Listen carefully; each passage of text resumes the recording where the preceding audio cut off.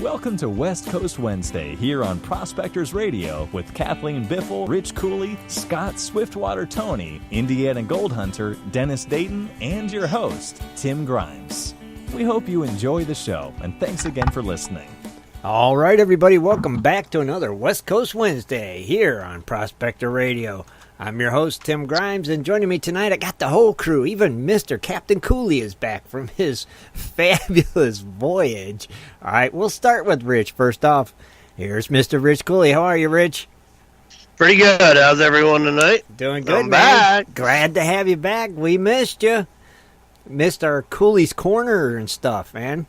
Yeah, I got a rosy red tummy by sunburn and got a little on my legs and shoulders, and I didn't get the tan like I did in Arizona. I got fried out there. All right, now here's the question that's on everybody's mind. Explain the new cowboy hat. Oh, that's my new dredging hat, probably. He's looking good, man, in that picture. Your beard was looking all nice, and you had that Yeah, hat, I got man. that Yeah. at one of the stops that we made, and I thought it was leather. They had leather and they had suede, and this one ended up being suede. I had the leather one on, and my wife didn't like that one. She liked the suede one, so I ended up getting the suede one. And you look good, though. That vacation did you good. Yeah. I mean, you looked rested. You looked happy. You just... Oh, I you got looked fat, good. though. I ended up gaining probably 10 pounds. Well, you said that was going to happen. You All I knew that. did was eating, more eating. Well, you like doing that, don't you? Well, yeah, but I walked it off a lot, though, too. We had some probably 4 or 5 mile walks around town and stuff, so. Man. But you had a good time. Good That's time. what matters, man. Yeah, we had a little rough seas going out, and wine bottles were sliding off the tables, but, other than that, it was pretty good after that. After that, it was all good. And you were there. You were gone for, 7 days on your cruise? 8 days, 8-day cruise. Man, nice. Yep. Nice. And then when we come back to port there on Sunday morning, that's why I didn't make Sunday night show. Sunday morning we went to Fort Lauderdale is where we went out of. We ended up going to a gator place out there. Oh, okay.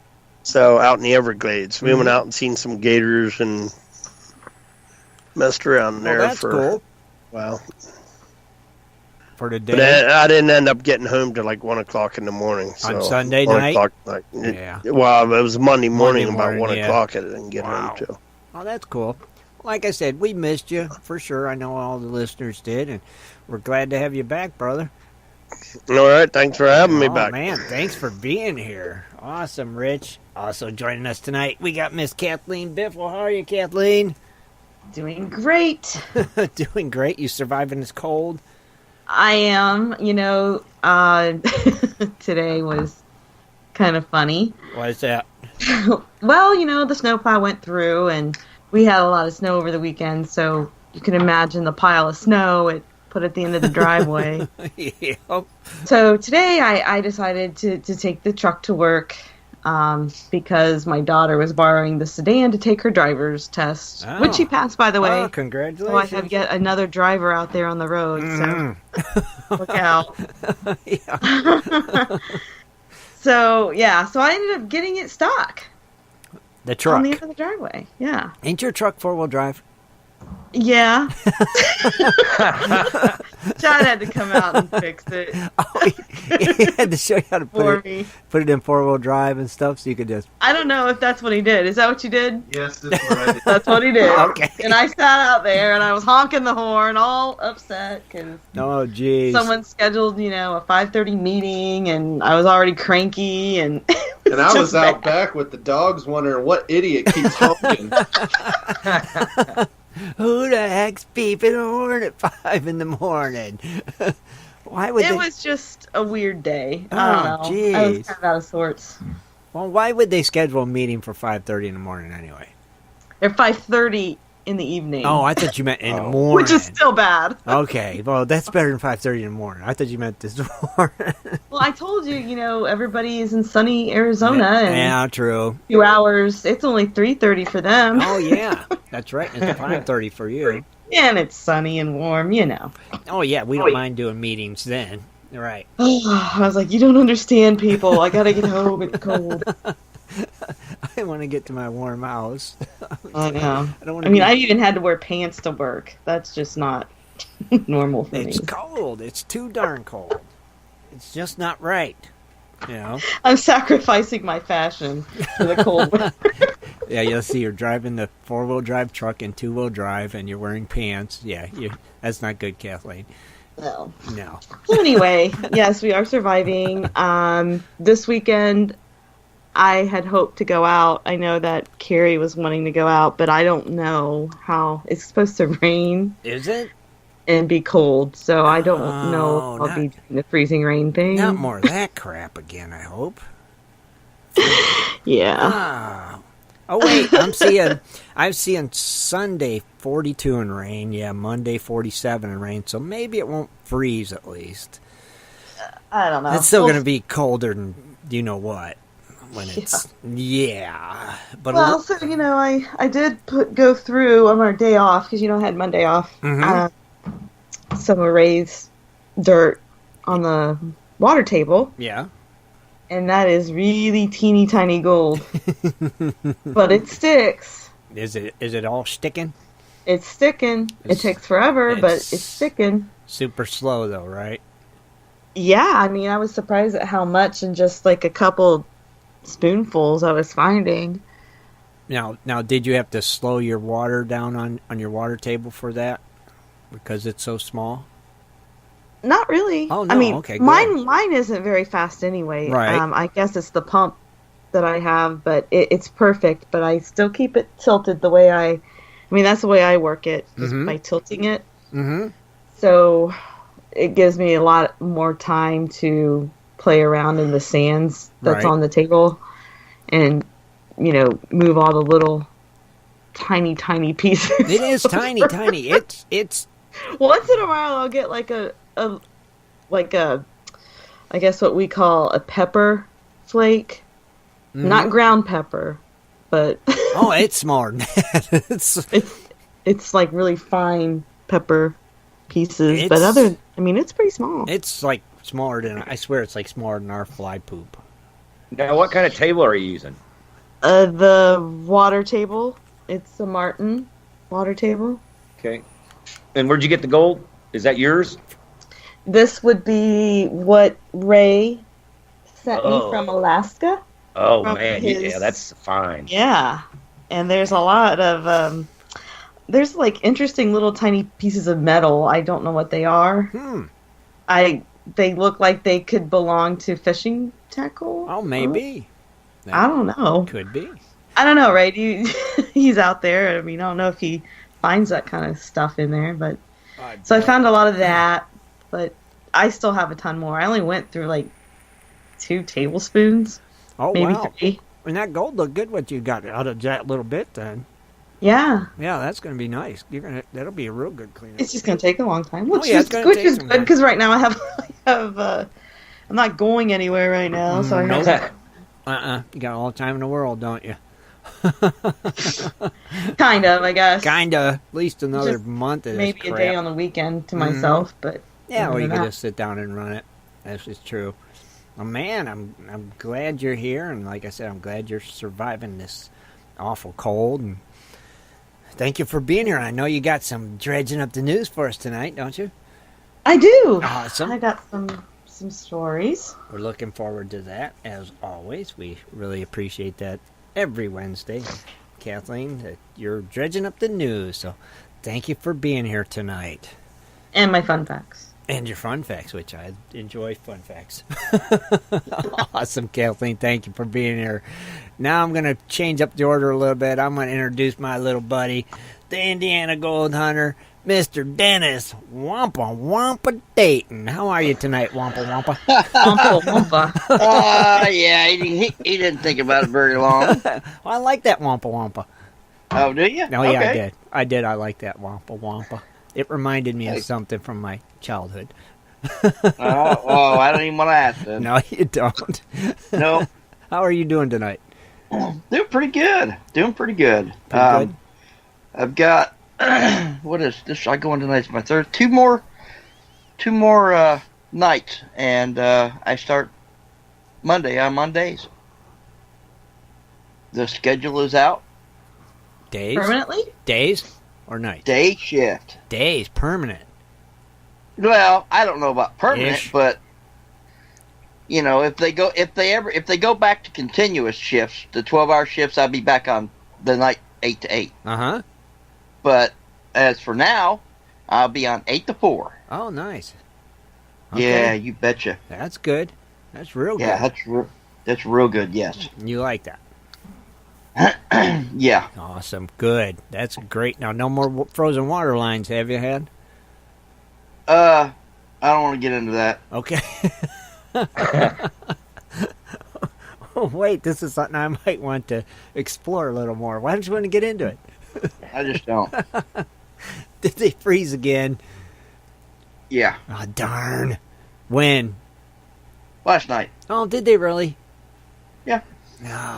It's cold down there, like here, right? You're dealing with the same Well, crap. it's water be fine if it's left running. Oh, yeah, right, exactly. You got to leave it run a trinkle at least to keep it flowing. Mm-hmm. And I got lucky and caught that one early enough to where, 10 minutes with a hairdryer and it was running again. Mm-hmm. But the copper lines now looks like it has 2 bulges in it. So I would imagine if that happens again, I imagine that line's going to go pop. Yep, it's gonna. If it's bulging any, it's gonna. Yeah, it'll look like the end of a gun barrel. Yeah. Yeah. Yeah. Dang. So, well, that'll probably be where it freezes too. It's that copper stretch, so it's thin. So, yep. So check there first, brother. Gee, sorry, Dennis. Yeah. Sorry, man. I hate to hear that. Well, if it happens again, I can tell you phones will be taken away. Okay. I see why we don't want to talk about this. Gotcha. But everything else is going good, brother? Yeah. Good. Looking forward to, actually, Derek, I stayed up and chatted with him till God knows what time. And he got me, it's supposed to be nice this weekend. Mm-hmm. And he got me all pumped up. And then I couldn't go to sleep. Of course, he starts out with it. I'm got the thing up right now. I said, "What's the plan Saturday?" It's going to be above freezing. And I said, "Pit?" ? He said, "We need a torch so he can climb down on the screw and melt some of that material out of the bottom of that vat, Right. where all the sand and gold is." Mm-hmm. Then I just tell him I have a propane torch, one of them small bottles with a tip, and Corey goes, "Sweet." Blank, yes. I won't start using the cuss words. Right. And so yeah. So that's where we are definitely going. He got me all pumped up and excited, and So you're going to the pit. yeah, I'm gonna take my little piglet that I got for the wife and grab the torch and the tip, and he'll jump right down in that vat where that screw is and get that stuff melted, pushed out the little hole in the bottom, and Nice. start running the easy stuff. Some easy pit material, right? Yeah, I told him, I said, I'll bring my canopy. I said, my little buddy double heater and some tarps to put around the side just in case it's a little bit too cold. Oh, there you go. I said, we can work and still stay kind of warm. That makes sense. That's a good idea. Stay warm. Put that canopy right over right above the hole where we're digging, if we're going to dig right outside of there. Or... Nice. Man. Oh, yeah. Have fun. Let us know how you do. I wish I could take a 6-inch and drop in that pit and just go to town for a day. Oh, wouldn't that be cool? Oh, it'd be all nice and already classified. Oh. Yeah, Dennis, could you run like a hydroforce nozzle there on that area? Yeah. That'd be cool, wouldn't it, to even do that? Right. Well, I mean, you still have to have a little bit of hose to run from one of the ponds. Right. To But get your yeah, water you source. could sure run a... Man. So are you running double engines then, Dennis? You're pumping water and then putting it through the box? Well, what we have done is we normally would get the material and take it down to what we call the beach and run it down there. Which isn't far. We just basically get buckets and just haul it right 50 yards away maybe. But the nice thing about it is right there where where the pit's at, where the screw and the vat and everything, there's kind of like it's not the full size of a fireman's hose, but it's like a miniature fireman's hose. Right. It's even got the same type of tip, that goes to a point and everything. And we can turn that on right there, and bam, we got water. Oh, cool. Right. So, take the piglet, perfect. There you go. And trust me, you get a lot of water. Mm-hmm. So you don't want to take a piece of equipment that can't handle a lot of water. Right. So yeah, it's nice. Well, let us know how you do, okay? Let us know Sunday. Right. You gonna go when? Sunday afternoon or Saturday? Dennis, go ahead. No, I just say I should clarify that, like a small piece of equipment. If I was to take a large piece of equipment, it probably wouldn't be enough water. If that makes sense. Oh, okay. You run something smaller. Right, and have enough water. Yeah. Yeah, gotcha. Because, you can't I can't screw that hose into it and get, it spray it and everything work out good. And, it definitely take it. I can't explain it. Never mind. Maybe I'll just do a video on it. We always try to slow our water engine down according to what it's bringing in through the nozzle. Right. Well, hopefully you do good. Let us know how you do Sunday night, okay? Oh, yeah. Have fun and be safe. And thank you for being here tonight, my friend. No problem. All right. We'll talk to you again here in a few. And last but not least, our West Coast connection, Mr. Scott Swiftwater. Toney, how are you, Scott? Doing good, guys. Doing good. Just jealous because everybody's going gold digging, and I live where it's at, and it's warm, and I can't go. I'll go metal detecting or something then, Yeah, I'm going to have to take a Sunday and run out and do some stuff. But, I've been working and making things happen. It's coming along pretty good. And good. It's been a busy week because the other truck, or the two bosses are up at Barrett Jackson running the auction up there with the food truck. So. Oh, okay. Yeah, so it's been there's a lot of stuff thrown in my plate that usually I don't do. Mm-hmm. But, it's taken a little bit more hours than I thought it would be. But, hey, you know what? We're going to work through it. And I've been seeing a lot of people out here, on my my news feed on my Facebook. People's finding gold and stuff like that. I haven't heard too much in this last probably 3 or 4 days as much as I did last week. Mm-hmm. But we did have that funny rain last Wednesday, so that probably could put some people off for a little bit dry washing, but I still don't think there's any water. I have no reports yet from anybody up north around where I dig or at the bottom of Prescott anywhere. Some people I keep in contact with just for water reports. So I haven't had any reports of any accumulating water so you can actually run any kind of equipment yet. Right. So I'm not too excited yet.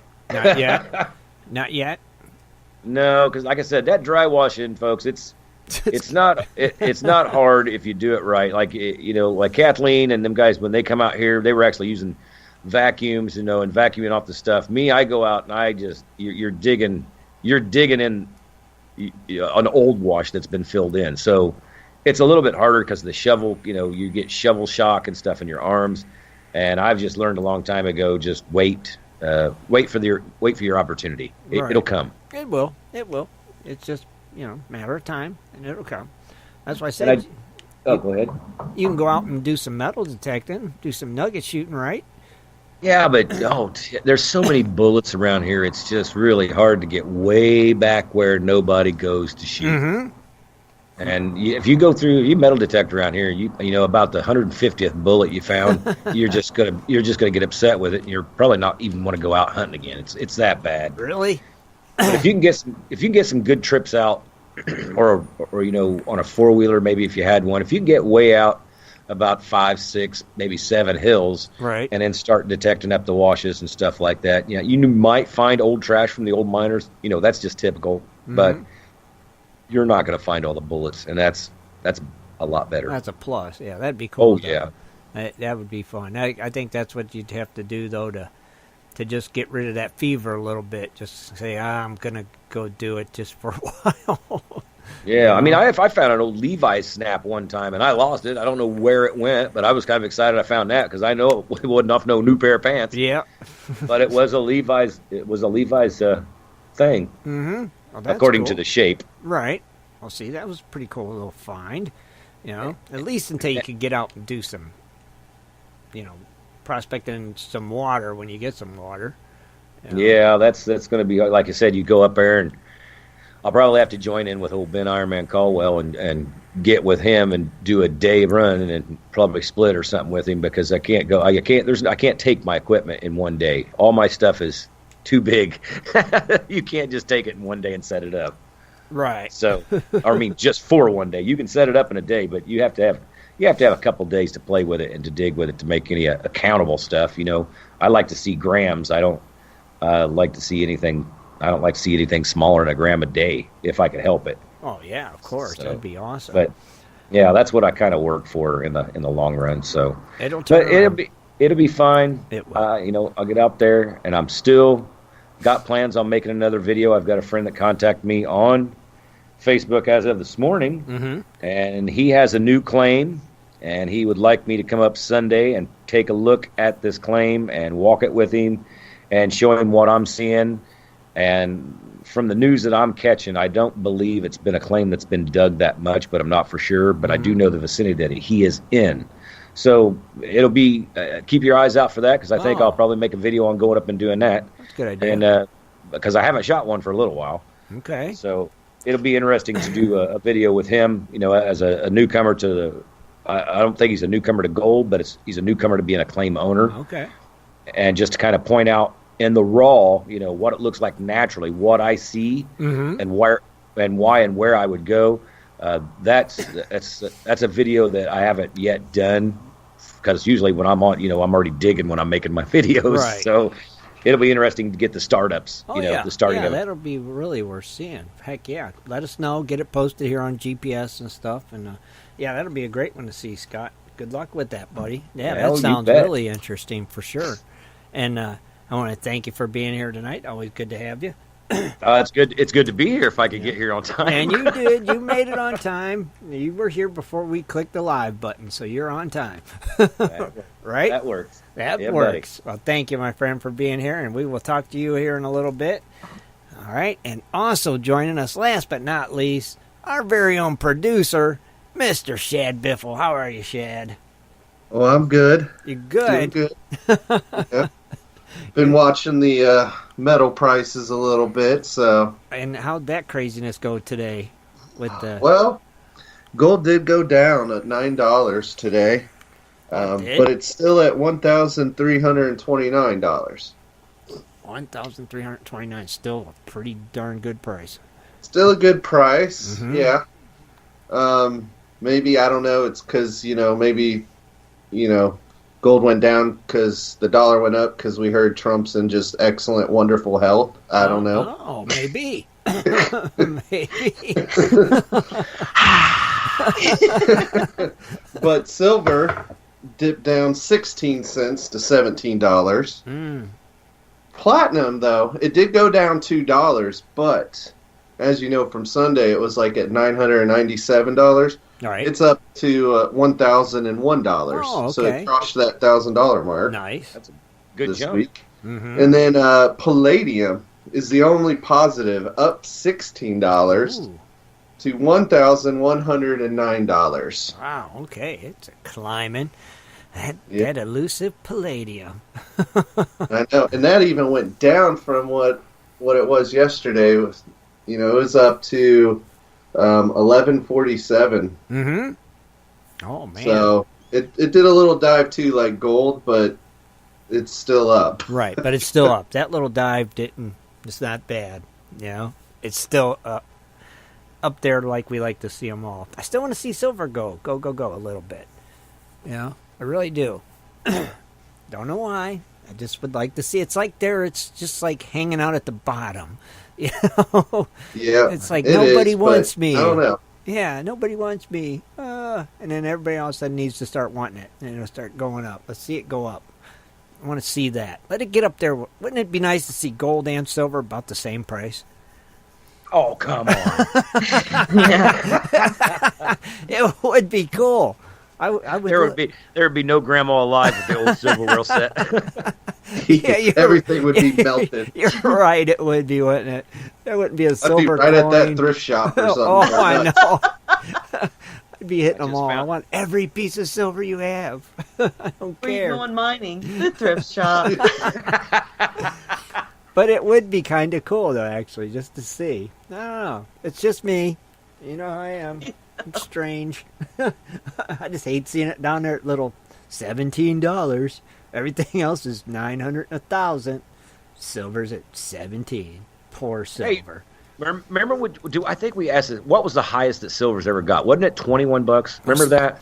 Well, somebody said it was 40 or something a couple years ago. It made it up to 40. Yeah, that's really a nice Chad's price. gonna Google it. Google it time. The highest price was in January 18th, so pretty much 1980, The same time. and it was up to $49.45 per troy ounce. Wow. Almost made the big 50. Man. Now that is high. See? For 1980 even, too. Yeah, 1980. That was a... Well, I guarantee you all your metal prices, gold was probably pretty strong in 1980 because that's when we had severe inflation and all sorts of economic problems. Is that when gold started making its big upswing?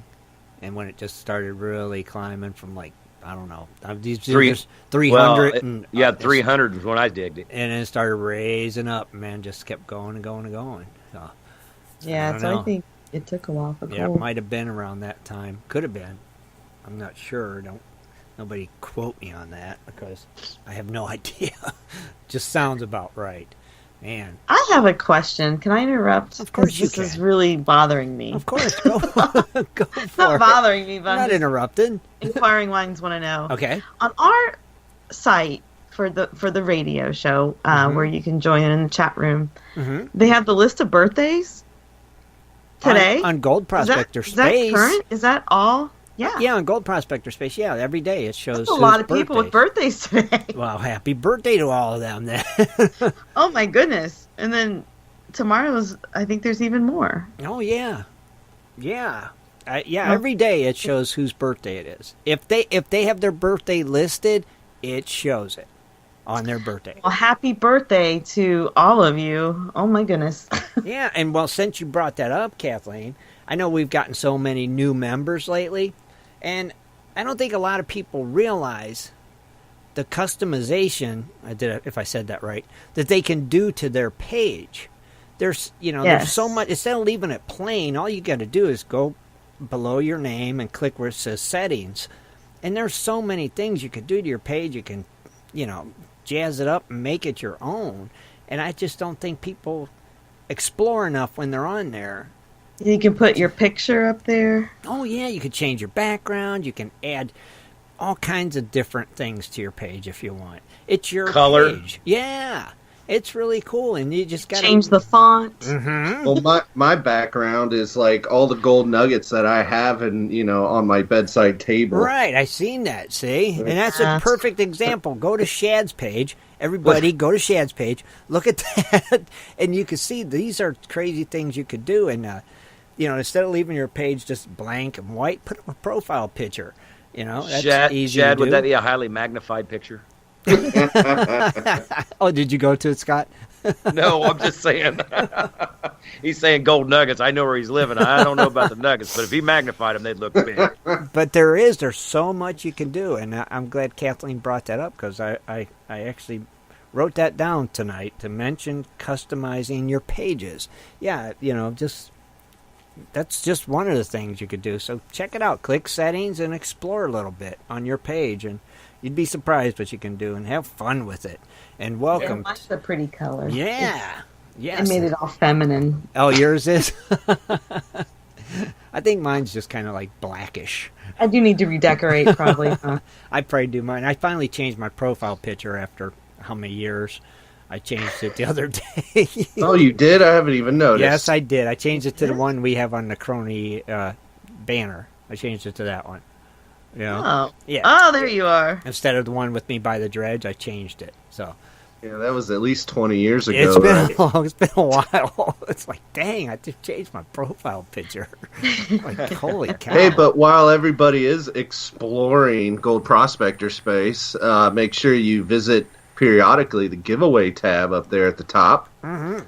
But also, go to the Crony Club tab. If you're not a crony, sign up, $20 a year, but gets you into some fabulous prizes, quarterly nugget giveaways, and this month, it's the Gold Hog Flow Pan. Yeah, buddy, another flow pan going out, right? And we gave one away in our monthly giveaway, right? Yep. And or wait, we're giving one away this month in our monthly giveaway, and then we're giving one away in our Crony Club giveaway. So cronies have two twice the opportunities. chance to Cronies win that. actually have two opportunities to win a flow pan. Because, right, they can win the monthly giveaway or win it in a Crony Club giveaway. And then...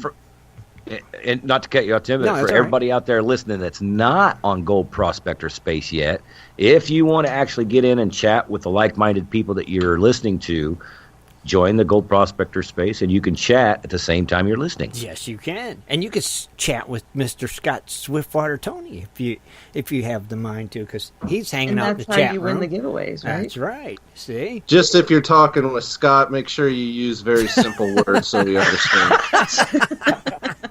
You've been thus warned.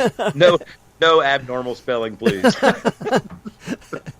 Oh, mercy. Yeah, but very cool. Some cool stuff. I get killed on spelling all the time because sometimes my computer does a spell check and it ain't spelled right. I don't know who can design this, but some of the stuff that they're like, that's spelled wrong. I'm like, well, you knew what I was saying anyway, but this, the spell check's on. Whatever the computer throws in, it's what it does. Heck, my spell check is off and mine's still a mess. I just say I hope they understand what I'm trying to say because my spelling sucks sometimes. I still want the thing you can talk into and it writes it out. Oh, the because I hate dragon. typing. Yeah, dragon. That'd be pretty cool. Well, it's got to be able to understand you, Scott. Yeah, right. I don't know if it speaks Arizonese.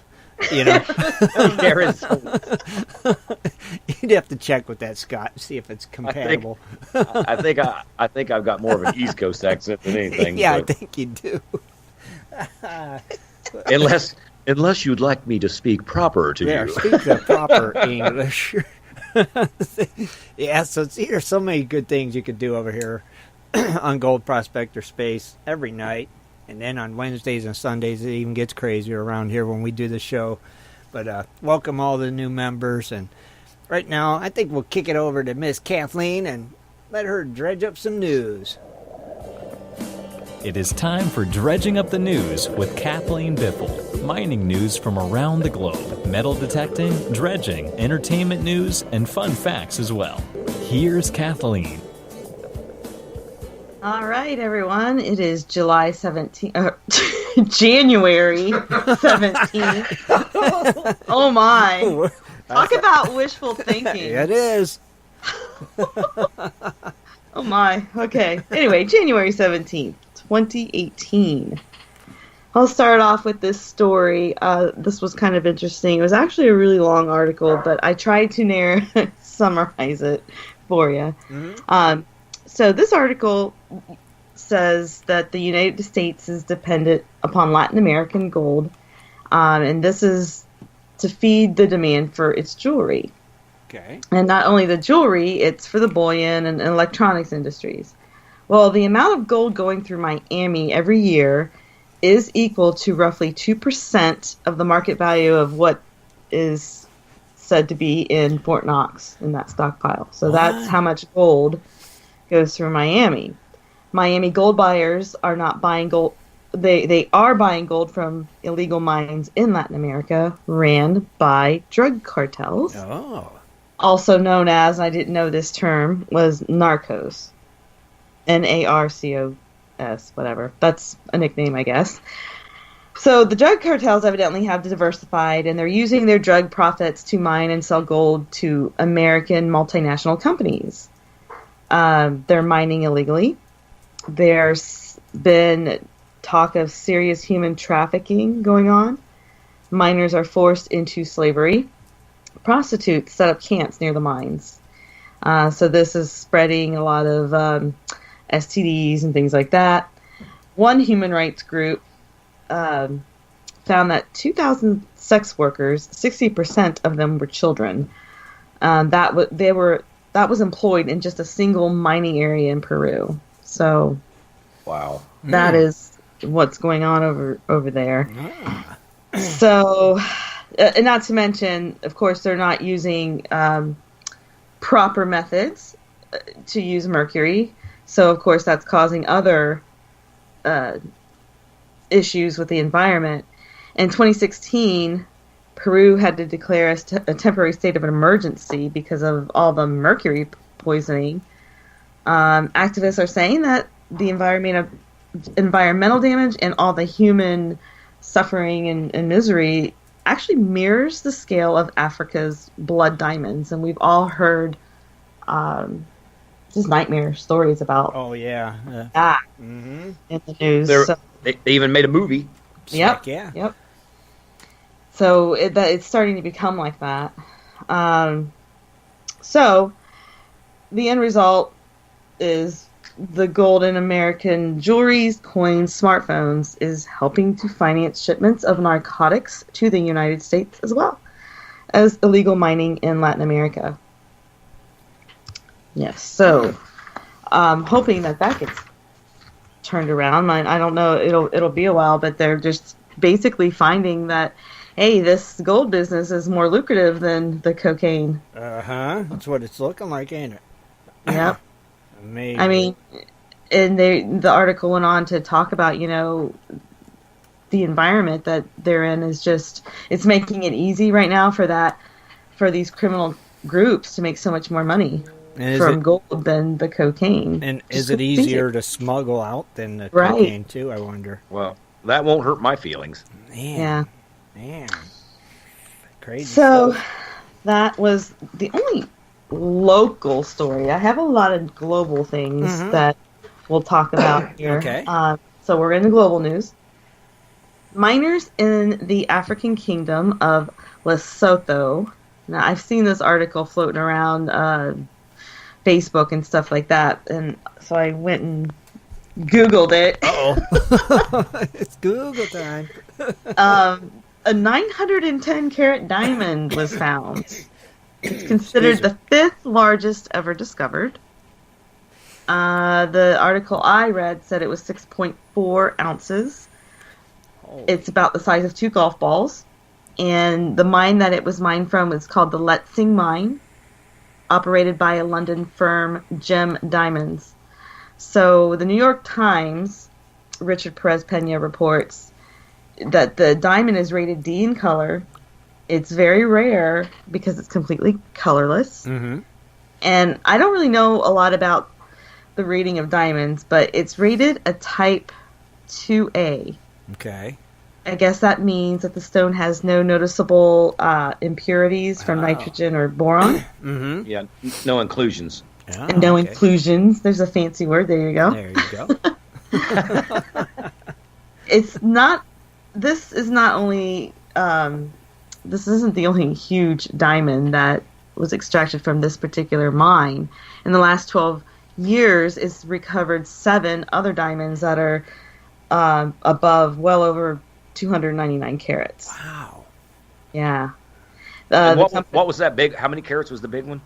The big one they just found Yeah. was 910 carats. Oh my God, that's just It's amazing. not, believe it or not, it's not the biggest diamond. No? Ever, no.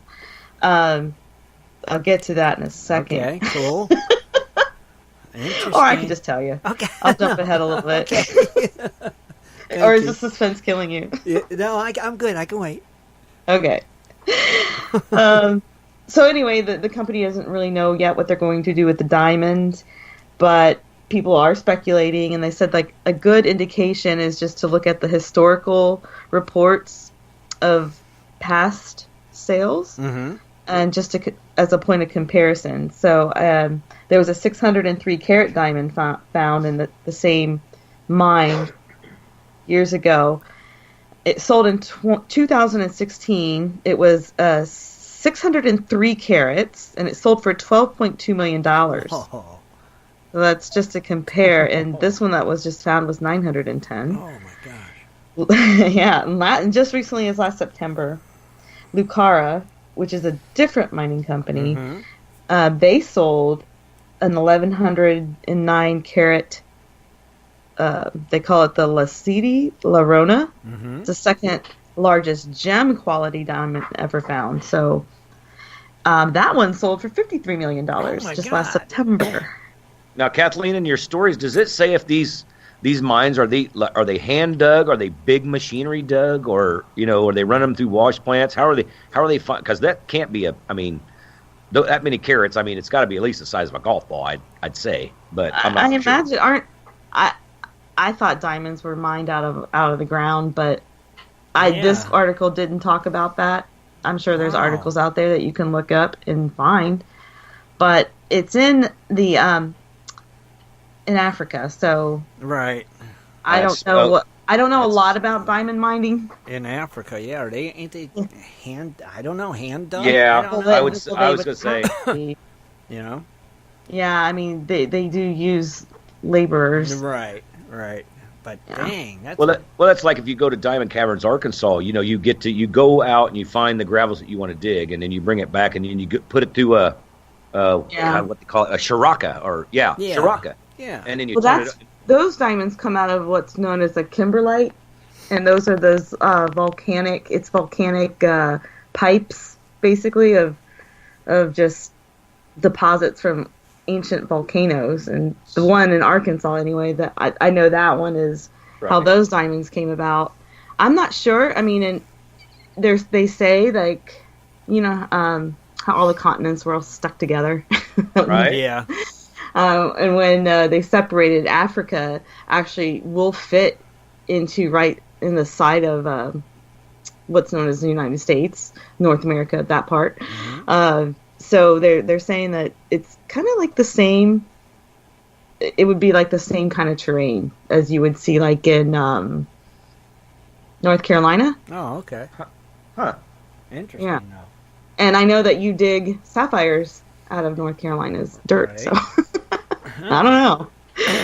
Pretty I'm cool, sure you though. can find diamonds too. I think Doc sticks like some of them in his bags. You guys have had some of them, right? Like, are you or Dennis or didn't somebody get some gems out of one of Doc's bags or something at some time? I didn't, but I remember hearing something like that. But I don't know if it was diamonds or not. I don't know. No, don't know. Now I know you can find diamonds in Indiana, believe it or not. Yes, you can. They are there. Yes, you can. You can. Absolutely. Yeah, they say they're. I here mean, that's too. my next thing I want to cross off my bucket list. It's fine. It's fine. I want to find a diamond. A big one. Big. Well, they say they got an oily feeling, and that's the only. The guy that told me about them is the same guy that taught me actually how to teach or dig gold. But he said when you find one, he goes, you'll look at it and think it's quartz, but it'll have a real oily feeling, and it looks greasy. Yeah, he said you'll wipe it off, and it's like, in the water, how stuff will get around the rocks. He said you wipe it off, and it'll become a little bit clear, but he said you don't never see one transparent. But well, you know what else came down with the glaciers besides the diamond? One in a silent, I don't know if it was a silent auction or it was some kind of auction at one of these chapter meetings here. It was from Arkansas, and there's diamonds in that. But I don't think they're gem quality, the ones that were in that bag. Right. But I think you can find them. Gem quality. Interesting. Very interesting. And platinum. And platinum, huh? Dang. Yep. Came down with the glacier. Now, do you know what platinum looks like? Yes, I do. Well, you ought to share a picture with me. Yeah. With all of us. I'd like to see it too. Man. There's platinum in Ohio. Is there? Mm-hmm. I know there's Came down diamonds the glacier. supposed to be too, yeah. And I've only found it one place. Well, you need to share that with us. I'm not sharing it. You gotta share it. Yeah, we can share places to go, but man, when you get that little special honey hole, you just don't share those places. Yeah, I'm done sharing. Dennis has got 50 of them. Yeah. Yeah, you know what? You're right. I did have 50 of them, and I started sharing them, and before you know it, Yeah. a lot of them got ruined. So now that 50 went down to like 10. So Yeah. that's why I don't put locations anymore on my videos. I just give it a name like Pirates Cove or Pirates Pit or Pirate something. Better off. I'd have to agree with Dennis there. It seems that I guess the gold makes people do some crazy things. No, it does. Yeah. You better. And people, I'm not saying that they're friends of mine, but they do some horrible things that ruins it for the rest of us. You're right. I'll tell you what. If you think back of the stories, gold and drugs make people do the dumbest. They do, stuff. don't they? Well, and I'm not trying to interrupt you to Kathleen and stuff, but No, we kind of went off on a tangent, but that's okay. but it's just like when I started out at Pirates Cove. I never did really give a location exactly where I was at. I just kind of said it kind of in the town I was at, and 2 weekends later, when I was out there with Patrick Moore, and I forget who else was out there, but I met 6 different people. 2 of them came up from Kentucky, from 2 different places in Kentucky. One came from Ohio, one came from up in Indy, and I can't remember. There was like 3 different states, and they said, "Man, yeah, I Googled the information. I saw exactly on the map where you was at." I was like, wow. See, that dang Google. Yeah. They just took the town I was in, and they got to see the area I was working on the video, and they Googled it, and they found it because I ran into them, and they were all excited. Man, I was like, wow. And I thought it was pretty cool at the time, but like I said, you don't think about it until it gets kind of crazy. And even private property, you get permission to go on private property, and you start giving out locations where you're at. Before you know it, I've had that where I can't go on private property anymore because I gave a location, and people just come right on it, don't even ask, and it ruins it for everybody else. Yeah, it does. Yeah, it does. Man, interesting. The people that leave trash is the ones that burn my butt. Yeah, that's bad. Mm-hmm. So, Kathleen, who pays $53 million for a diamond? Who pays? Yeah. The Bears. The Bears? The Bears? Still, who's going to... But that wasn't even the highest. Oh, come on, one really? sold for $63 million. Oh, my God. I mean, you buy a $63 million diamond, what do you do with it? Cut it up into smaller diamonds? Well, they cut them up. Well, I'll just hear. That leads me into my next one. Good. Okay. The largest diamond. All right. It was actually 3,106 carats. Wow. This was found in 1905 in South Africa. The mine's owner was Sir Thomas Cullinan, and the diamond weighed like 1.33 pounds. Oh my goodness. That's pretty heavy for a diamond. Yeah. What was that guy's name? Sir Thomas Cullinan. And that was in South Africa? Yeah, 1905. And this he presented the stone. Oh, what? He was a Brit.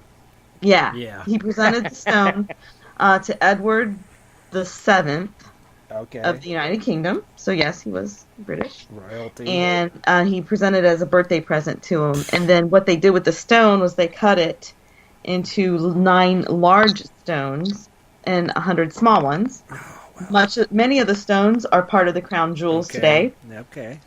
The largest stone cut from the big stone was 530 carats, and it's known as the Star of Africa. Oh, okay, I've heard of that one. And that one's part of the royal scepter. Right. And then 317 carat from that was mounted in the UK's imperial state crown. Wow. So it was scattered.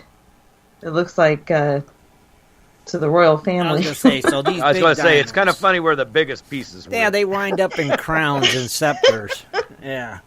Amazing. That they don't even use anymore. They sit in a case. Yeah, they're on display. Probably. Wow. Whenever I think of the crown jewels, I'm just thinking of that big gold room with all the jewels that Scrooge McDuck would dive into. The money vault. What's really funny is because back in the old pirate days and the ship sailings and stuff like it, there are still jewels out there that nobody has ever laid their eyes on again that was lost. Yeah. I just watched a really cool thing on Netflix. It was the treasure of what was it? The treasure of the beautiful. Treasure of the beautiful.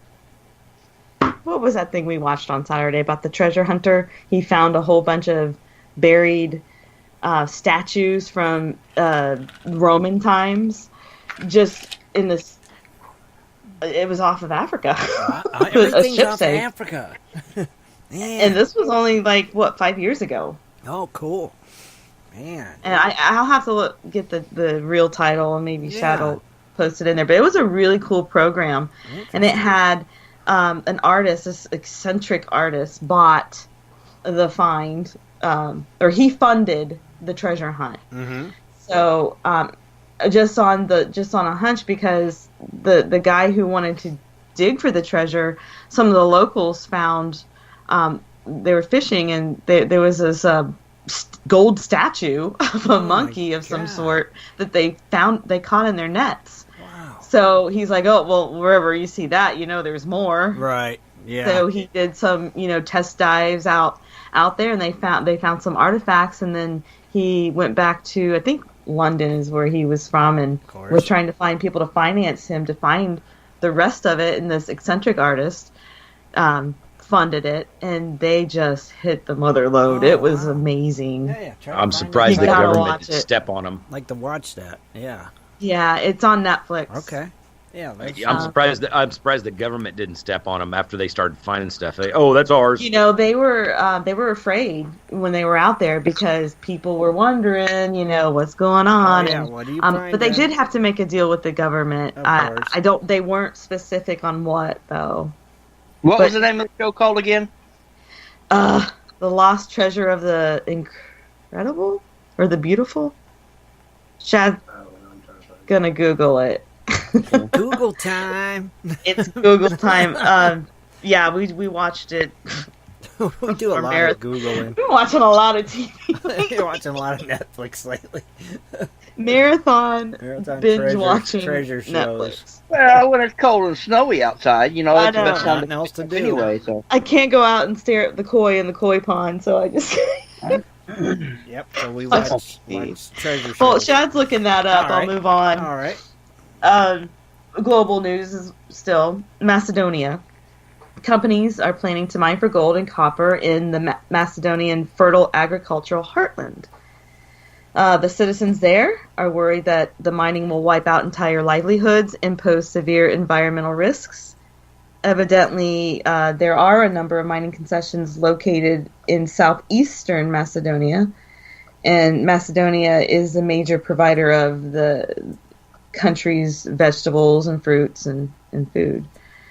So people have voted, they're trying to vote them out. They don't want this to happen. The mining company alone that, one of them anyway, called the Kazandal Mining Complex, it's going to span across 287 hectares of land that are currently covered with forest and shrubs. So they're going to be digging mines by doing blasts, and they're extracting the copper with chemicals, I do believe. Okay. Digging of the mine will be done by blasts and explosions. Mm-hmm. Copper and gold will be separated from the rock using on-site pools. Leaching pools. Leaching, yes. So that's what the plan is over there. And I don't know if any of you remember this from your, social studies. I think I learned it in 6th grade. But Macedonia is, it's just rich with culture. It's one of the oldest civilizations around, and it's a very, very fertile area. So, I'm sure they'll find some good things. But I hope those companies. I mean, there were in the article though. It did go on to mention like all the stipulations. So they are trying to do it responsibly. So let's hope everything goes as planned. Oh yeah, good. Yeah, they better have a good reclamation plan. Yeah. Yes, and I, from reading it sounded like this isn't just a spur of the moment, fly by night illegal mining operation. So I'm sure that they'll be careful. They'll do it the right way. The name of that movie, or it's really a documentary. Okay. It's Treasures from the Wreck of the Unbelievable. Okay. All right. Cool. We'll check that out. So Shad will put it in the chat room if anybody wants to watch it. But oh my gosh, it's amazing the things that they found. I was like, I love gold, and seeing the things that were made out of gold that they were pulling out was amazing. What did you say, Kathleen? You love what? I love gold. I love gold. Yes. Oh, and then it's on display, I guess, in Venice. The exhibit, because it was an artist who found the treasure, and he invested it in the find, but he made some of the pieces, like the statues that they found, had barnacles and just sea life growing out of it, because it's been there, and they're tracing it back to, like, I don't know, 54 AD. Wow. Something like that. It's been buried for a while in the ocean, but barnacles and clams and whatever have made homes out of some of the treasure. So some of it he restored, but he kept a lot of it still on, like the statues, and it's beautiful. It just looks so artistic. Nice. So it's treasures from the wreck of the Unbelievables. Right. Yes. Okay, I wrote it down. You know something. You know something's really cool is because if there were Barneys and there are clams and stuff, that means at 1, 2, 3, sometime that treasure had to be exposed a couple times for that to happen for a little while, and then the sand covered it back up. Mm-hmm. Right. Right. Well, they had to use dredges to remove all the sand. Hmm. They found gold coins, all kinds of They found a giant gold sun disk. I mean, the size of the gold stuff they found is unbelievable. Amazing. Wow. It's made out of solid gold. I have to watch that. I'm going to put that on my watch list. I'm going to watch it. Definitely. Check it out. Definitely will. All right, here's my last global story. Right. This one's a short and sweet one, but this one's kind of an update from what I reported, I think, a couple of months ago. But Greece doesn't really make the news a lot with mining. But Greece's Environment Ministry has appealed a court decision annulling a 1.7 million euro, that is $2.06 million. It's a fine that it had slapped on the mining firm of El Dorado Gold.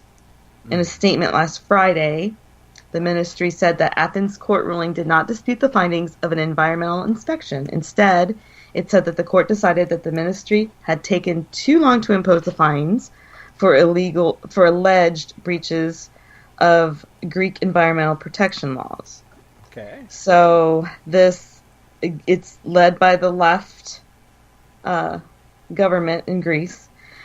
It's in a formal arbitration process. It's set to end April 6th, and it's with the Vancouver-based mining company over permits for its operations. And this is actually the same mine that I reported a couple months ago that had previously threatened to suspend operations in Greece because of the cost. Right. And it was endangering like over 2,000 jobs. So they took it upon themselves just to go dig. Yeah.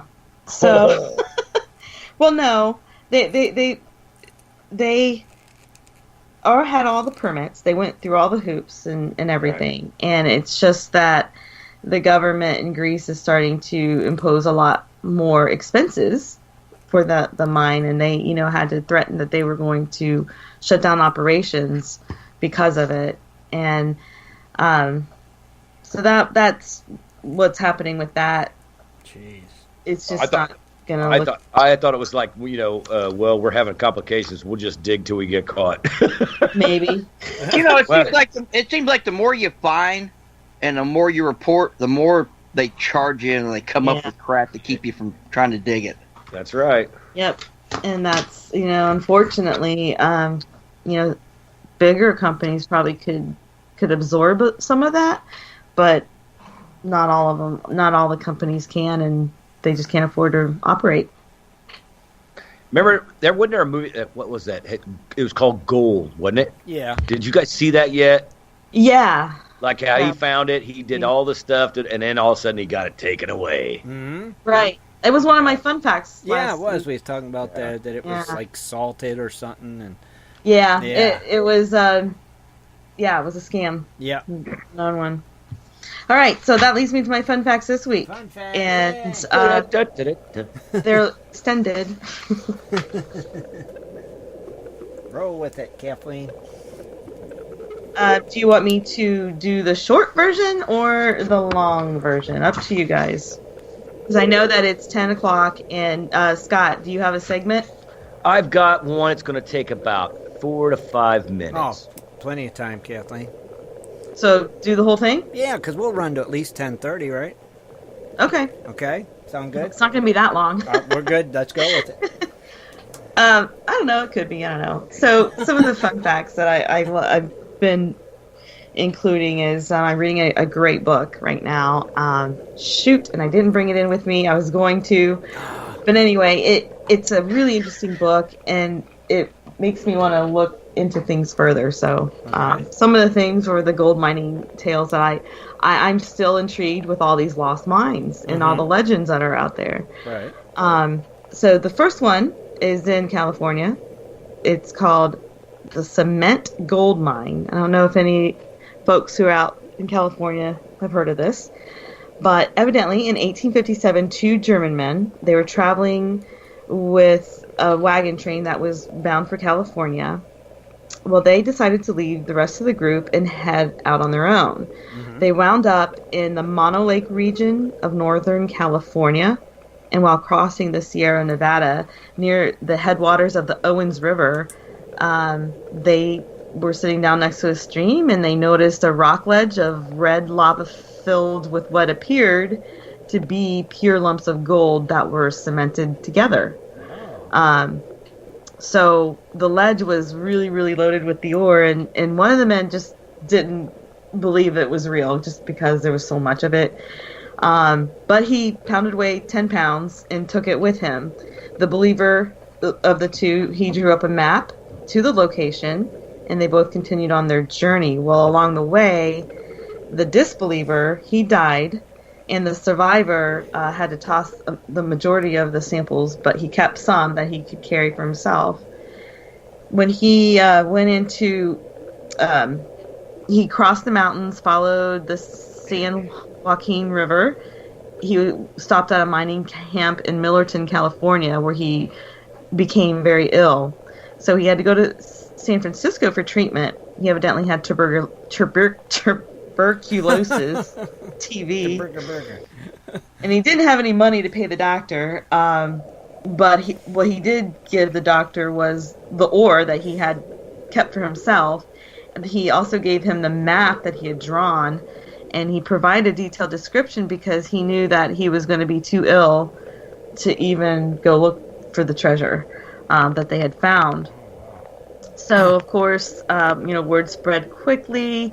All these miners flooded the area, including the doctor that he gave the map to, but they weren't able to find it. Mm-hmm. But there was one story that it wasn't the doctor, but I think it was people in his party had gone off and found it, that they had they took several $1,000s from it, and the local Indian tribes didn't like the large number of people who were invading their land. So the 2 miners who allegedly found it were killed. And that was before they could tell anybody of its location. Go figure. So, yeah. Mm-hmm. So the cement outcropping is, they call it cement in quotes. They never found it. It is known to be, I think, there around that area, though that one was never found, people still found a lot of gold out there, and that would be in the eastern Sierra region. The lost lode is said to lie somewhere in the woods near Sierra Mountain headwaters of the San Joaquin's River's Middle Fork. And that was all the information that they had. But it's called the Cement Gold Mine of Mammoth Mountain. Can you just think about how much stuff is actually growed over and filled in? Right. I mean, to find it, it would probably take like nature just to drop it. I mean, just storms. A storm can change the landscape. So exactly. quickly. And if they were using a rock to mark the spot, well, it's probably 4 miles away. Right. That's crazy. Though. Well, all the mudslides they're having. Can you imagine sitting there and a mudslide happens, all of a sudden you look up and there's a hole in the middle of that hill? Yeah. That would be something. That's crazy. Yeah. So that one is out there. The next one I have, this really isn't that weird, I guess. I don't know if anybody's heard of the Goose Egg Mine. No. That's in El Dorado County, and that's in California. It's located in the Mosquito Valley. I'm not familiar with it, but one of the mining camps that was established around that time was called Newton. It was 9 miles southeast of Placerville, and it was first settled by Swiss immigrants who spoke Italian, and they called it Sunny Italy back in the day, and it had 5,000 residents. So anyway, the town just boomed, as all of them did back then, and there was a young immigrant. He went by the name of Sailor Jack. He was really naive. He didn't really know a lot about mining, but he obviously wanted to make a lot of money like everyone else. Right. People would one time these experienced miners were playing a practical joke on him, and they convinced him to file a claim on a piece of land that they knew to be worthless, or they believed to be worthless. Well, little did they know, it wasn't worthless. Sailor Jack struck pay dirt, and it was one of the richest mines of the area. It's known. It's come to be known as the Pinchgut Mine, or also people call it the One Spot Mine. But the location is 1.5 miles north of Newtown. I don't know. No, never heard of that one. It's evidently a lost mine because, and the legend part comes out when they said that prospectors who tried to locate the spot, they could never locate it. And from that time, they just referred it as the Lost Goose Eggs Mine. I don't know, and that's how it's got its name. But they never did find it. Well, they probably called it the goose egg because it was supposed to be a practical joke. Probably. Oh, I that think just- that's how it got its goose egg. Yeah, but that story just shows you one thing. Never, I mean, I'm not saying other miners lie, but you know what? Never trust another miner saying, oh, I dug there and there's nothing there. Go find out for yourself. Yeah. Or dig here. This is a good spot. That potato or the cement one's got me interested. Yeah, the cement one. And this one is really cool. I'll end on this one. This one's pretty neat. This is known as the Lost Frenchman Mine. Back in 1790, a French expedition of 300 miners, including geologists, soldiers, and laborers, they found the mother lode in New France, which we know now as southern Colorado. Mm-hmm. So they mined for months and months, and they buried their hoard of treasure to keep it safe.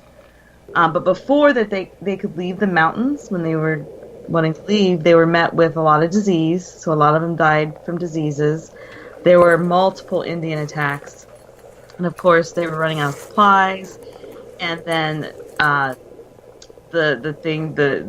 word that we hear a lot is cannibalism. Even ensued. So the expedition consisted of Frenchmen from Louisiana, Canada, and France, and it was led by a man called Lebreu. It consisted of two groups, one leaving from St. Louis and the other one from New Orleans. Everyone but wait, everyone were killed from the last Indian attack. Mm-hmm. What was left of them anyway. I think there was only like 20 left after, disease and multiple attacks. But 3 men managed to get away.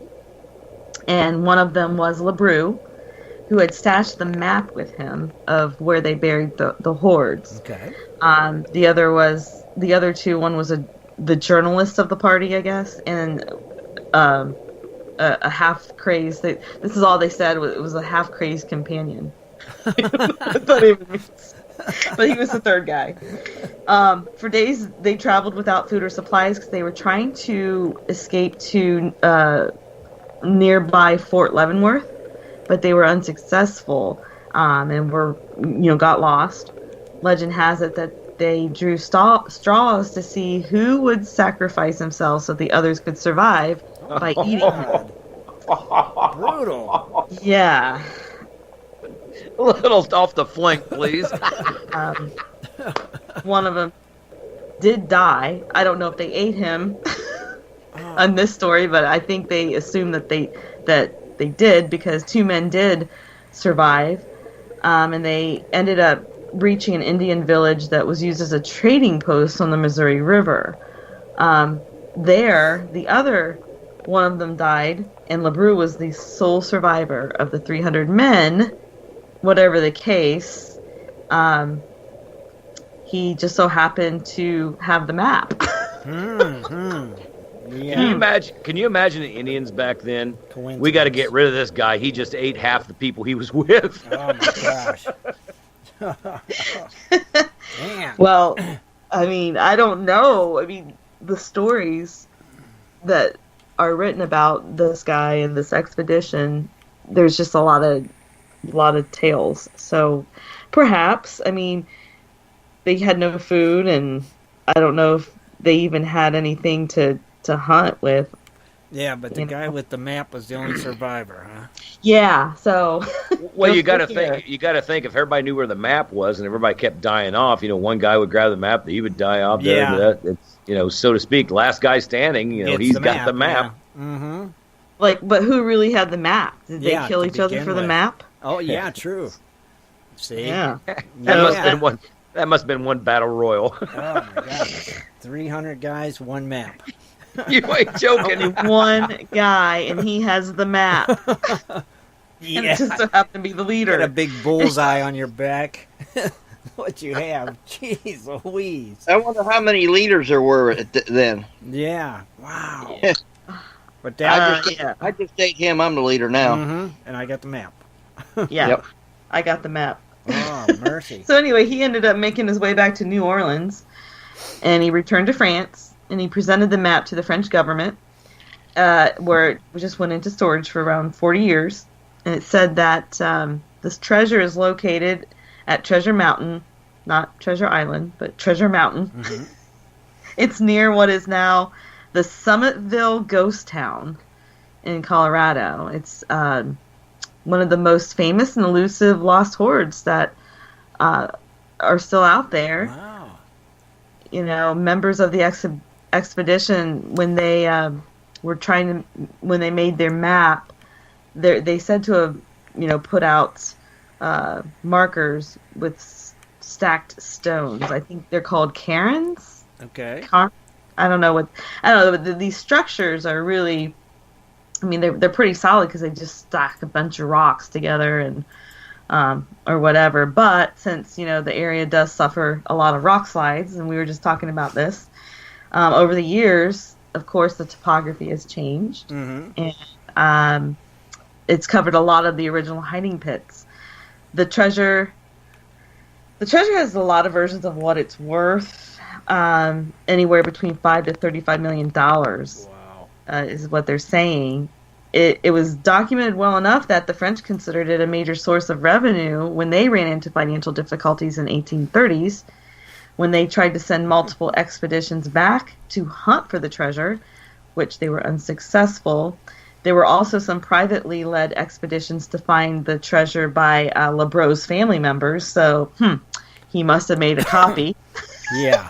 Apparently. I made a copy. Yeah. Mm-hmm. So, but nobody ever found found the treasure, so it said to still be out there. Interesting. I wonder why they wouldn't have went after it if they had the map. And it's worth that.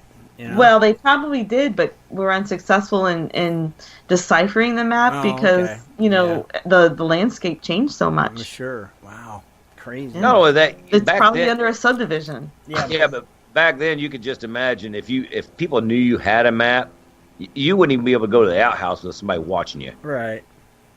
True. Man, crazy though. That's a good one. I know. Kathleen. So there's some history there, and that one actually came out of the book that I'm reading, which has got a ton of these things That's in there. That's a good one. I like that one too. A couple good ones tonight. Awesome. Huh. That's all I have. That's it. Thank you, Kathleen. Man, awesome. Loved it. Another great job. It's always awesome. It is. So now I think we'll kick it on over to Mr. Swiftwater. I think he's got something for everybody. And now it is time for In the Goldfields with Scott Swiftwater Toney. Join Scott each week as he shares useful information to help you find and recover more gold. Here's Swiftwater. It's still so hard to hear that sometimes. Anyway, you guys, I got a little thing, and there's been people that ask about this, but this is not in my motif of things because this is much, much bigger than what, well, I can't say ever will be, but in my mind and the way I'm thinking of digging gold, it's much bigger than probably what I'll ever be. Because these guys take a lot of time, but the guys that actually extract gold from rock is something that there's not a TV show about. There are some videos that they've put on, what is it, the History Channel. You got National Geographic, I think that's hit a couple of them. If anybody can actually see the National Geographic channel anymore, they put it on here. But what I want to talk about, extracting gold from rock is not a simple process.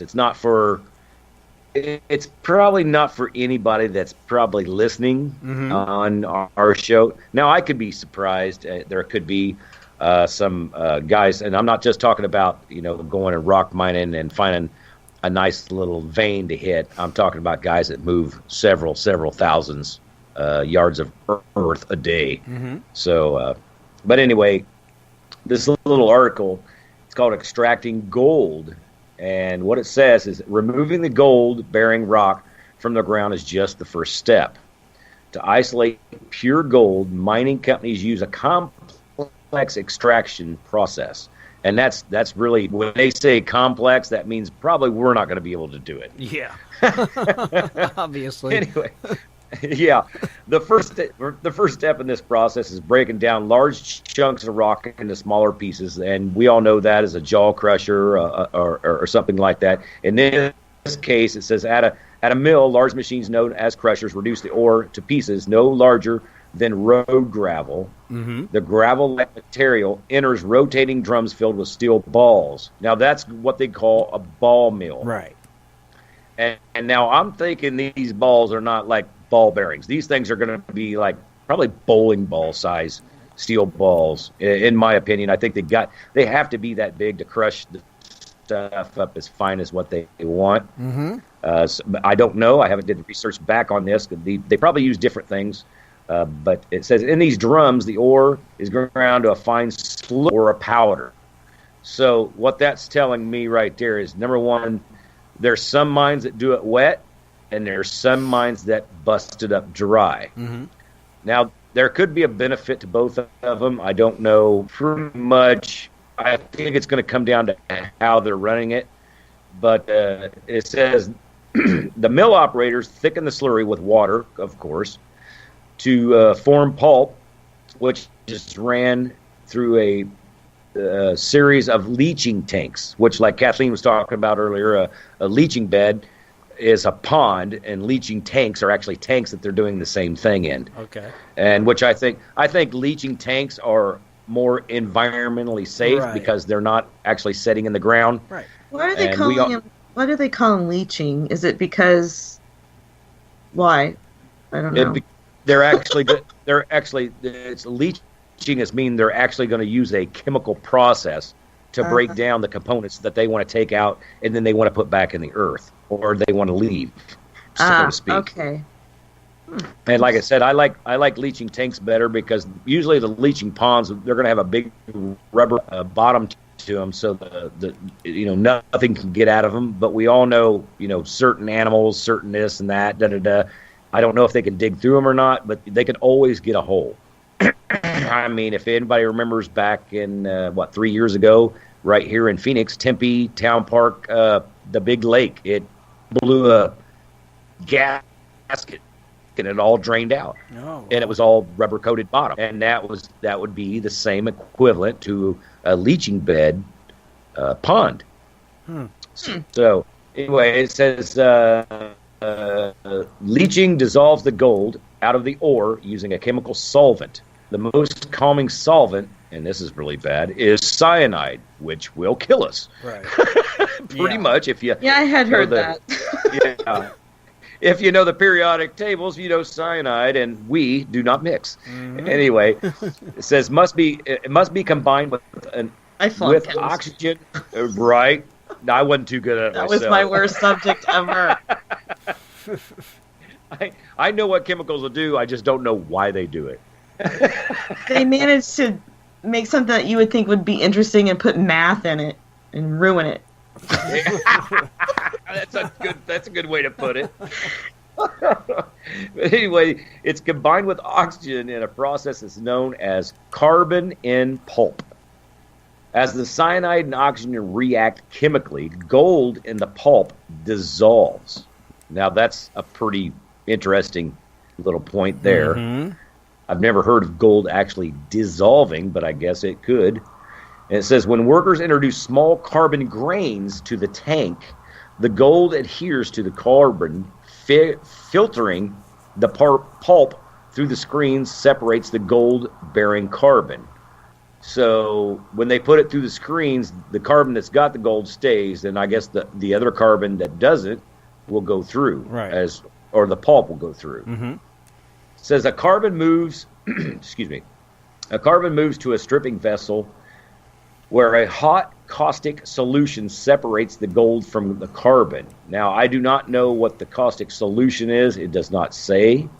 And that might be one of the reasons they leave that out, because they don't want somebody trying it. Maybe. I don't know. Could be. But it says another set of screen filters out the carbon grains, which can be recycled by further processing.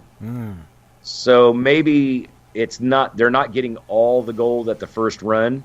They're going to run that back through or mix it back. Any of you guys out there that's ran mercury, that's the stuff left in the bottom. You put it right back in the next because you don't want to lose it. You want to gain thickness to that mercury, and then that's when you take it out. So that could be about the same thing they're talking about. Maybe. So it said, finally, the gold-bearing solution is ready for electrowinning, which is very cool, but it says, which recovers the gold from leaching chemicals. So they're actually using electric. That's pretty cool. In electrowinning, operators pour the gold-bearing solution into a special container known as a cell. Positive and negative terminals in the cell deliver a strong electrical current to the solution. This causes gold to collect on the negative terminals. So more or less, they're taking the solution and they're putting it through a battery, is what I'm seeing. Gotcha. I mean, a battery's got the positive and negative side, correct? That's what? I said a battery's got like a positive and negative side. Right. So that's what it sounds like. So they must be running this through like a giant battery. Mm-hmm. So if you can imagine a giant car battery and you're filling one end, and down at the bottom it goes through all the stuff and comes out the other end, that's pretty much what they're doing with it. And it collects on the negative terminals. Right. So that's pretty interesting. It is. Anyway, when it comes to smelting, it says which results in nearly pure gold, involves melting the negative terminals in a furnace at about 21,000 degrees. Wow.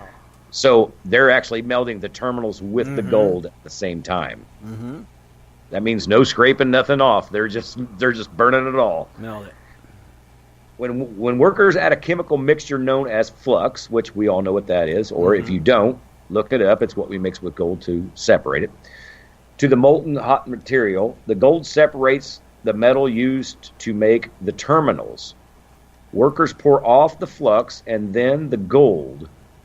So, in other words, your terminals and your flux will always come to the top. Your gold's going to stay on bottom, which we know why. Gold's really heavier than anything that we know of, or that I know of anyway.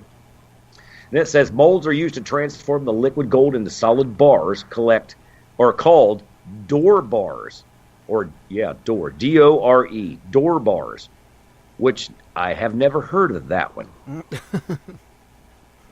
That's kind of a new term. You know what? Like I said, bigger companies, they might have different words. And anyway, it says these low purity bars. That's why they call them door bars. Door bars, yeah. Yeah. These low purity bars are then sent to refineries all over the world for further processing. Yeah. So they never know what they get until they ship that. Well, it's called a door bar. I call it a crap gold, but yeah, it's not clean. Like crap gold. Mm-hmm. So they ship those out into refineries, and then the refineries actually come back to the company and say, hey, this is how much you found. Mm-hmm. Now, that's pretty wild because these guys actually working in these places never know just how much gold that they have found and how much gold that they haven't found. Yeah, and like you said, that's a complicated process. Good gosh.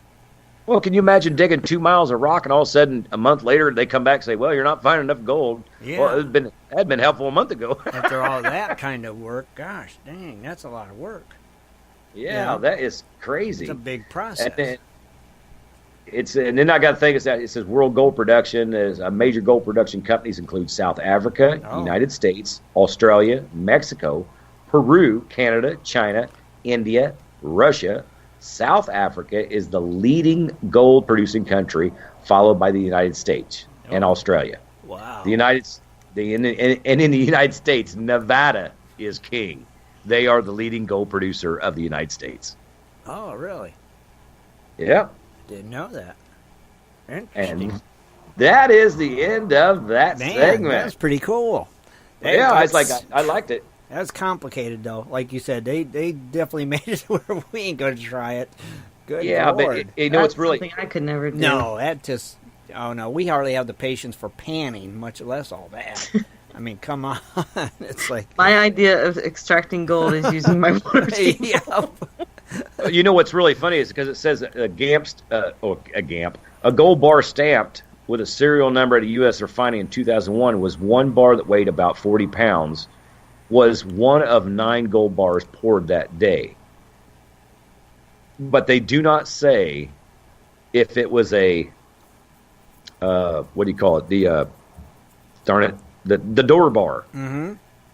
So, like, I wonder if you got 9 door bars that day and it went to refinery, would you get 4 gold bars back out? Would it be a half and half turnaround? You know? Yeah. I don't know. That'd be one worth researching a little more. Find out more about that crap. That's well, weird. you know, gold companies always look for investors and stuff like this. They I found 6 bars today. This is what we but they if there are door bars, you know, just mixed up with everything else, and they had to be still refined. Mm-hmm. You're actually selling 4 bars instead of 9 bars. I got you. Yep, I got you. It makes sense. What do they call that? A trick on words? But if they're moving that many in that many countries, they're doing pretty darn good. It must be worth all that process. Well, I'd say, but right? Could you imagine the machinery moving that stuff? Yeah. I mean, it looked Goliath. It just it'd huge. have to be. You know, that's just amazing. The things we do to get that gold. You know. Yeah. Wow. We'd be able to stand in the rim of a dump truck. Mm-hmm. Yeah, and I mean these rocks just probably look like rocks, but yet they hold microns of gold apparently. And it's like, good God, that's just craziness. Yep, it's too advanced for us. It's hard for me to fathom that. Yeah, it is, ain't it? When you think about it, you know, rocks you'd probably be throwing away, not even pretty enough to make the shelf. You know? Yeah, and it could hold micro gold that we never see it. You just got to chemically take it out. And they're like, we're going to get that gold out of that rock. Yeah, that's my plan. Shannon showed us what ore looked like, because in Ohio it's not something that you come across. And I was surprised. I'm like, wow. I mean, I was expecting to see big yellow flecks of gold, like nuggets sticking out of the rock. That's what I'd expect to see. Yeah, it does not look like that. It doesn't look like that. Except the one, the sample that we were at the Feldman's ranch from one of their mines that they're doing hard rock mining. He showed us a piece, and you can actually see it with the naked eye. Oh, see, that's the kind that's cool, yeah. Now, they call that free mill gold, I believe. Free mill gold, okay. Free mill gold, okay. Gotcha. But that I wouldn't mind doing. No, you see it, you'd crush it and get the gold out, yeah. Because you can just see it. Yeah, I think they call that free mill gold because if you grind it up through a rock crusher and a hammer mill, you could actually probably run it through a gold cube and get 90% of the gold back out. Okay. Yeah. That makes sense. See, that's doable. That would be... Yeah. Oh, yeah. That's doable. Definitely doable for us. We could do that. It'd be louder. Yeah, right. It'd be noisy, but we could do that. We could handle that one. But you know, what they crushed out of there was like a powder, like a dust, and he just basically put it in a gold pan with water. And you were able to see it pop right there. Nice. Yeah. See? That's good free mill gold. That's right what we there. want. Yeah, we'll do that. We will do that one. But not that other one. Too complicated for us. We don't want micron gold, apparently. Well, I'll tell you what. There's a good... you know what? There's everybody knows his name. Good guy out of Nevada. Old Jeff Williams. He's a good guy to show you free mill gold as well. Oh, yeah. That's right. Yeah, he does that kind of stuff, and he does pretty good videos on it. And I like watching his stuff when it comes to that because, man, that guy is dead on the spot. Top notch. Yeah, ain't he? Yeah, he's dead on the spot with geology. He knows his stuff. Yes, he is. He's the man. We like Jeff. He is. I hope to meet him someday. I'm telling you what. Me too. I was hoping to see him at the Vegas Gold Me Show too. last year, and he never did show up. Me too. I was bummed out he didn't make it. It's like, dang it. Man, that was one of the reasons I went. I wanted to meet Jeff. I was like, darn it, maybe some other day. Maybe we'll get to mine with him someday. That would be a bucket list item. Never can tell. That's right. You never can tell. All right. Well, thank you, Scott. Interesting. Very interesting. On that note, I think we'll go ahead and wrap it up. We got everything. We covered everything tonight, guys?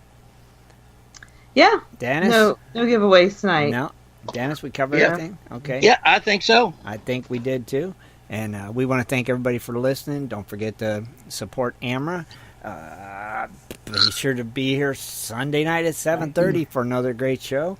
Scott, thank you for being here. Kathleen, Dennis, Rich, you've been awful quiet, but we thank you for being here, brother. We know you've been busy tonight. He's still on a cruise. Yeah. I'm still catching up. Yeah, I knew you was catching up. That's why we didn't bother you. It's like, I know what Rich is doing. He's working. He's got things to do. But he's here. That's all that matters. So, like I said, thank you all again for tuning in. Be sure to tune in Sunday night. Shad, thanks for being here, too. I didn't forget about you. And on that note, good night, everybody. Have a great week. We're out of here. Good night. Good night. Be sure to tune in next Sunday at 7:30 for another great show. For updates and more info, please go to www.prospectorsradio.com.